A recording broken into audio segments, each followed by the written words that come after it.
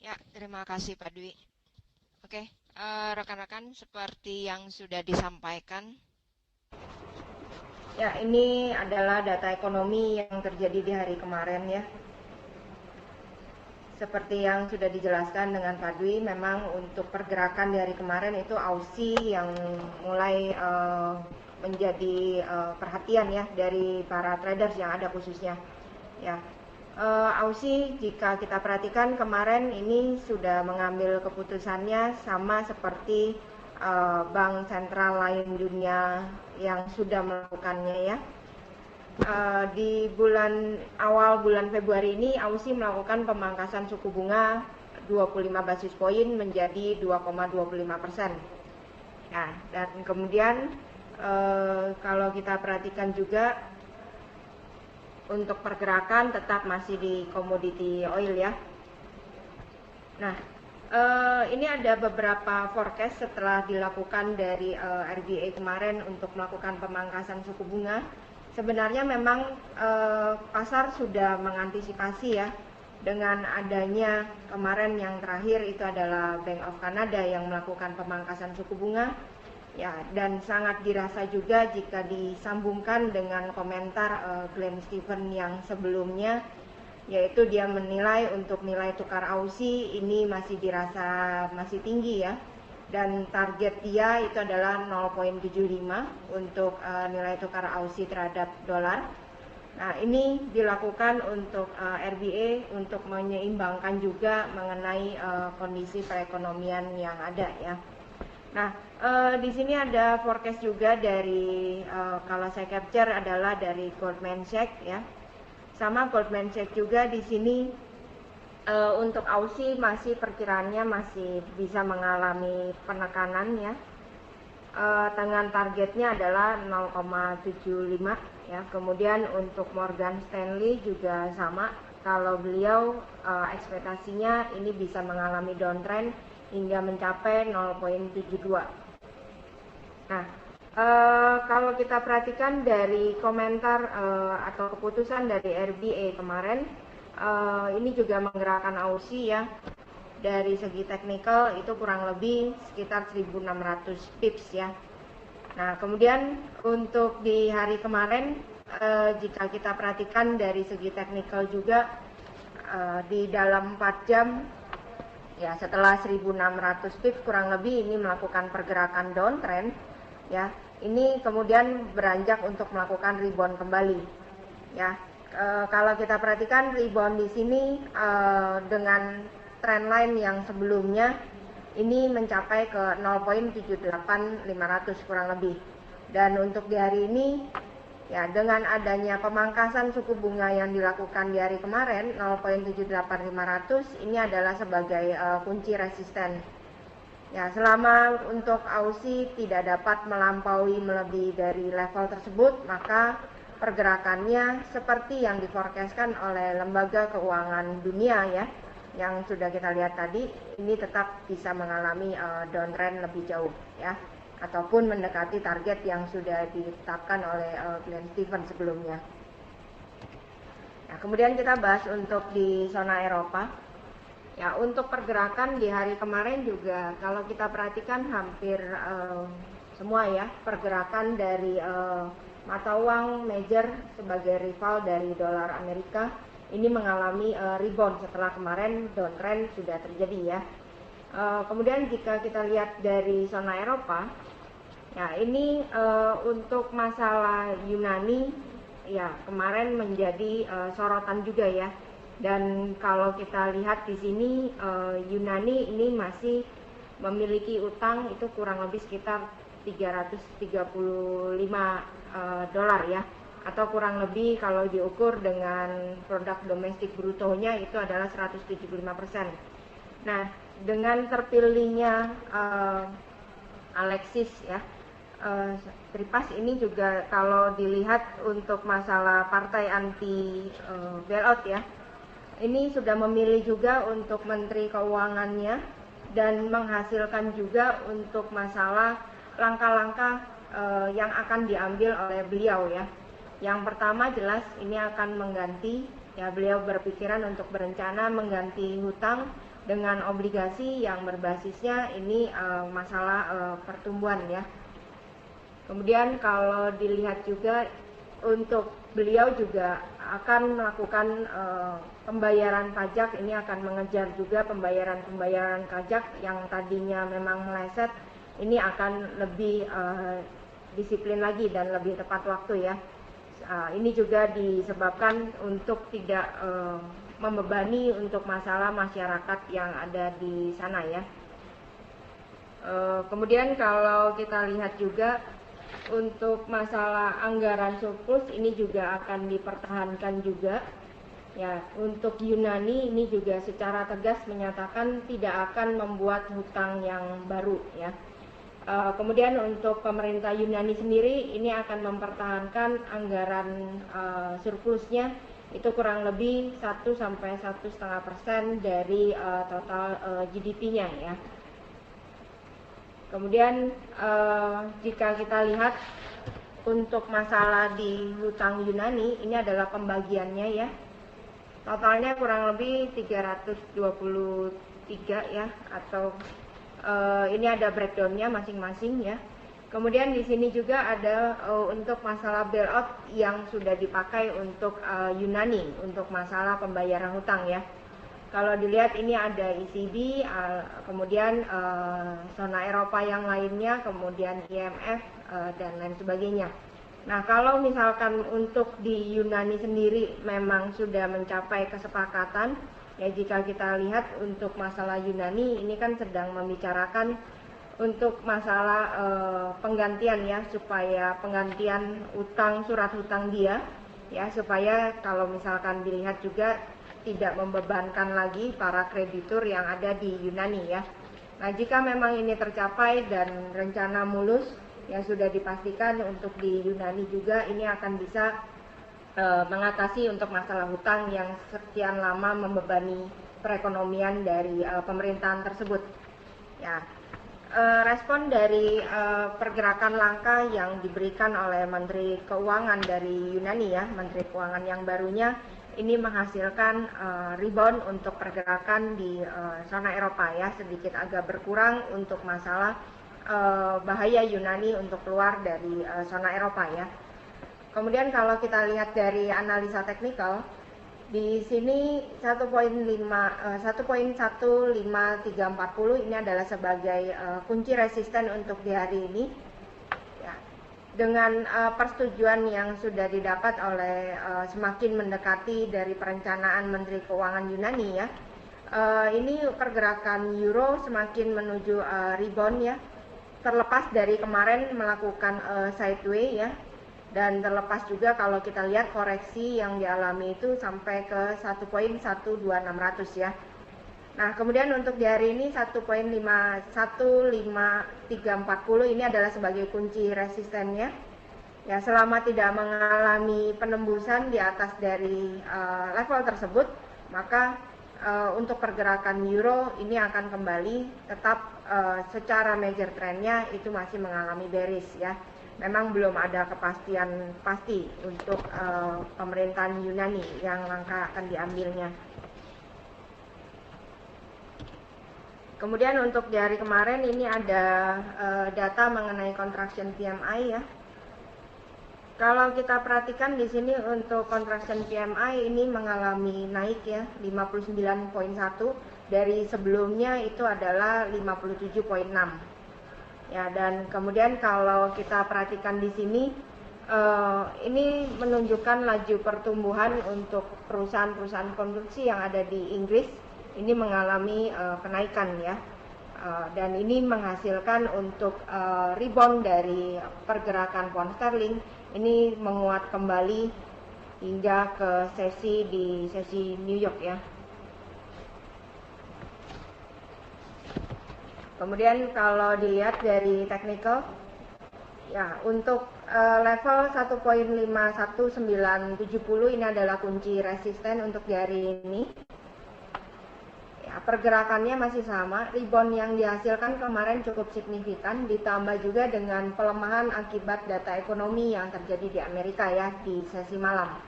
Nah, Kalau kita lihat di sini secara keseluruhan memang untuk pergerakan sentimennya masih menguasai ya. Untuk pasar sentimennya dengan adanya spekulasi kenaikan suku bunga yang akan dilakukan oleh The Fed Amerika, untuk dolar Amerika ini masih mengalami penguatan secara major ya. Kemudian kalau kita lihat di pound sterling 1.51970 ini adalah kunci resistennya. Ya, tidak mengalami breakout, maka pound sterling akan kembali lagi untuk ke area yang diarsir berwarna abu-abu ya, yaitu kurang lebih ke 1.51400 atau ke 1.50950. Ini adalah kunci resisten untuk di pound sterling jika memang untuk sterling akan melanjutkan tren bullish kembali. Nah, kemudian kita akan bahas untuk di komoditi. Ya, kalau kita lihat untuk pergerakan dari minyak sendiri seperti yang sudah dijelaskan, ini juga mengenai drilling for oil ya.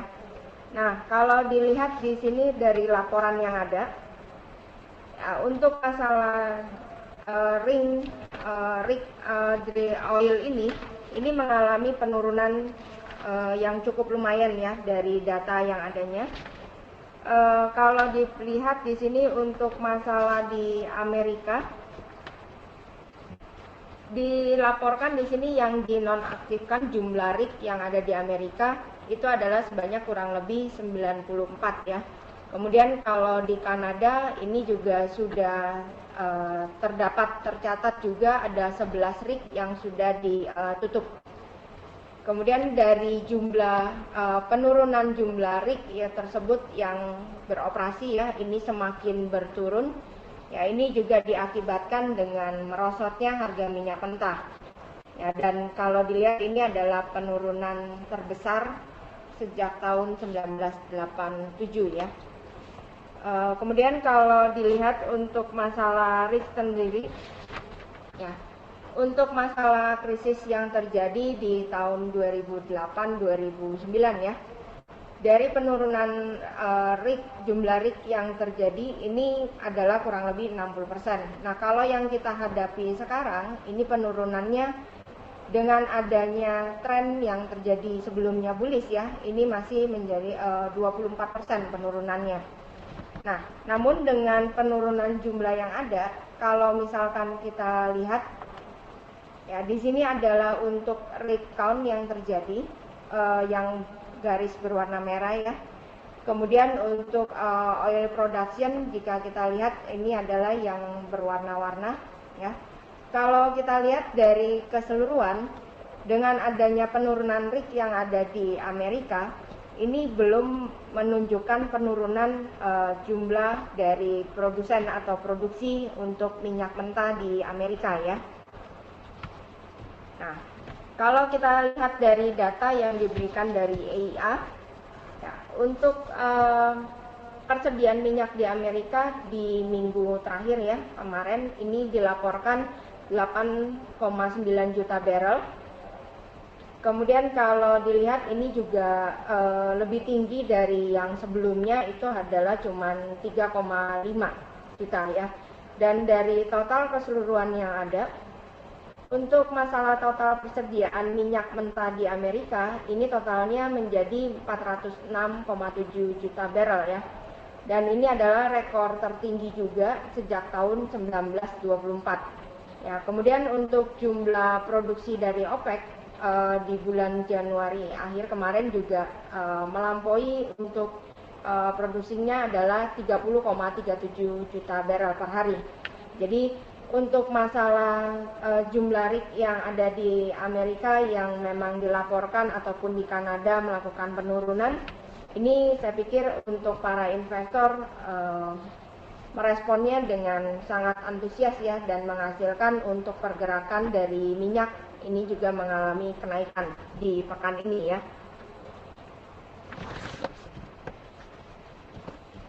Nah, ini adalah jumlah yang tergambar ya. Kalau diambil kesimpulan dengan adanya US crude production, ini tetap akan bisa mengalami kenaikan meskipun untuk sementara data yang diambil untuk rig oil yang ada ini adalah mengalami penurunan.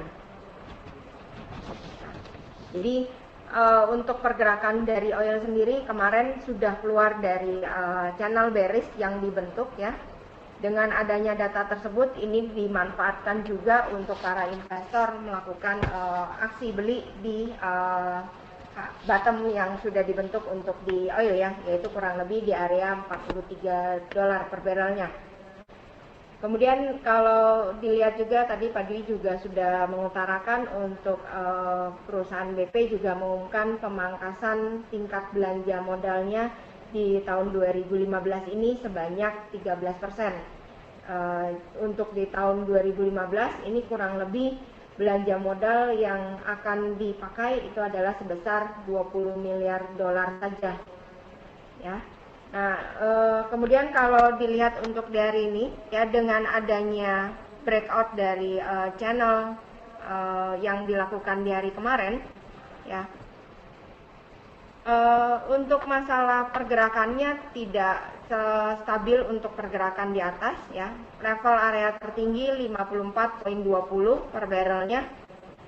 Ini menghasilkan untuk pergerakan oil hari ini adalah mengalami penurunan ya. Kalau kita lihat, kalau saya anggap di sini adalah kuncinya 52 kurang lebih ya.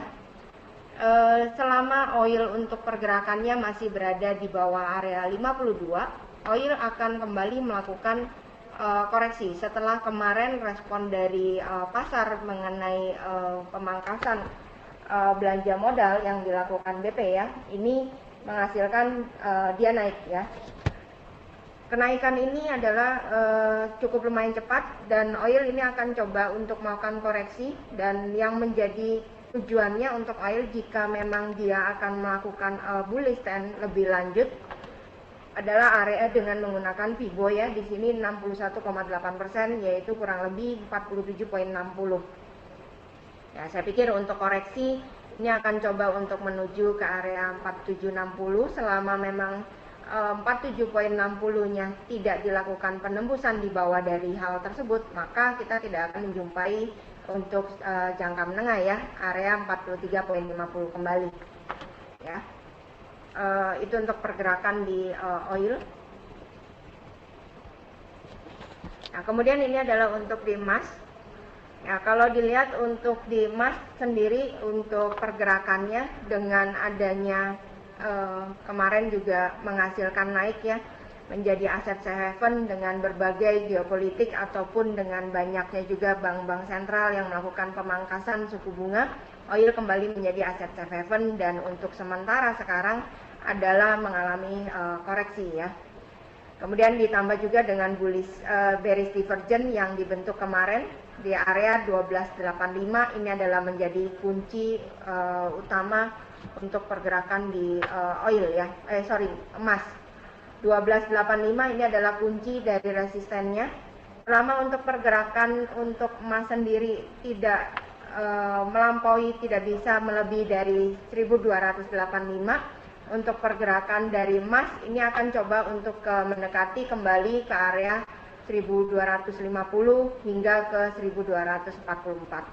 Ya, itu untuk di hari ini. Oke, kemudian ini untuk di dolar Amerika. Ya, dengan penguatan hampir semua mata uang dunia major rival dengan dolar ya yang terjadi. Penurunan dolar kemarin koreksinya ini menghasilkan rebound yang cukup signifikan ya, ditambah di sesi New York kemarin ini juga ada rilis data mengenai factory order juga mengalami penurunan menjadi minus 3,4 dari sebelumnya forecast analis itu hanya mengalami diprediksinya minus 1,8% ya. 93,24 ini sudah dicapai untuk indeks dolar Amerika, dan kalau kita lihat ini adalah menjadi kunci support untuk pergerakannya selama dia tidak melampaui kembali ya, seperti yang terlihat di indikator dari RSI. Ini akan coba untuk melakukan kembali melakukan kenaikan ya hingga mencoba ke levelnya 94,37 ya. Tetap untuk pergerakan sentimen kalau dilihat Deutsche Bank juga sudah mengatakan Untuk pergerakan dari dolar Amerika ini dirasa masih akan menguat kurang lebih untuk 2 ataupun 3 tahun ke depannya. Dan untuk di pekan ini jelas untuk sentimennya ini masih seputar mengenai spekulasi kenaikan suku bunga yang akan dilakukan oleh The Fed, dengan perkiraannya itu adalah pertengahan tahun 2015 ini. Dan yang dapat menggagalkan untuk spekulasi ataupun sentimen positif dengan dolar Amerika itu cuman data nanti di akhir pekan ya, yaitu data non-farm payroll. Jika memang signifikan non-farm payroll bisa turun di bawah dari 200.000 yang selama 10 tahun 11 tahun terakhir ini bertenggernya di atas 200.000 ya untuk non-farm payrollnya, ya jelas ini akan membuat sentimen akan berkurang. Namun selama masih belum ada penurunan di bawah dari 200.000, saya pikir sentimen positif masih berada dipegang oleh indeks dolar. Ya, ini adalah data ekonomi untuk dari ini. Hanya ada data dari Inggris ya, service PMI, manufacturing memang mendominasi untuk pergerakan untuk di minggu ini. Ya, kalau tadi juga sudah kita lihat Inggris ya. Di sini ada forecast juga untuk service PMI-nya mengalami kenaikan dari 55,8 ini menjadi 56,6. Ya, jika memang data ini dapat bagus dibandingkan dari prediksi para analis, jelas ini akan membuat pound sterling kembali melakukan penembusan di atas dari resisten. Ya, kemudian nanti juga ada ADP non-farm employment. Ya, jika kita lihat secara forecast-nya ini ada sedikit mengalami penurunan dari 241.000 lapangan kerja yang terbukanya sekarang menjadi forecast analis itu adalah hanya 224.000 saja. Ya, kemudian ada ISM non manufacturing juga dari Amerika dari 56,2 diforecastkan sedikit naik 56,6 dan ada crude oil inventories ya dari 8,9 ini sedikit agak berkurang menjadi 4 ya. Itu untuk ulasan-ulasan data fundamental ataupun teknikal ya. Mungkin untuk ada tambahan mungkin Pak Dwi.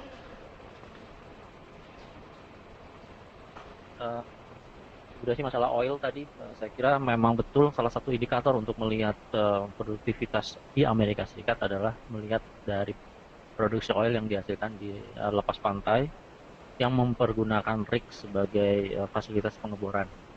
Memang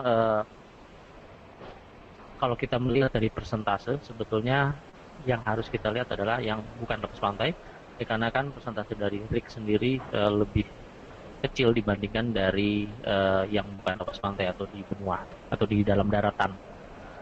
Namun begitu, memang yang paling masuk akal apabila kita melihat apabila harga oil drop di bawah $50 per barrel, maka ongkos biaya produksi untuk pengeboran atau penambangan minyak di lepas pantai lebih mahal. Kalau nggak salah, saya mempunyai data sekitar $70 ke atas ya, karena lebih mahal daripada yang di bukan lepas pantai atau yang di daratan. Maka dari itu, pertama sekali yang mengalami efisiensi terhadap penurunan harga minyak sudah pasti pada pengeboran di lepas pantai atau yang mempergunakan rig tadi.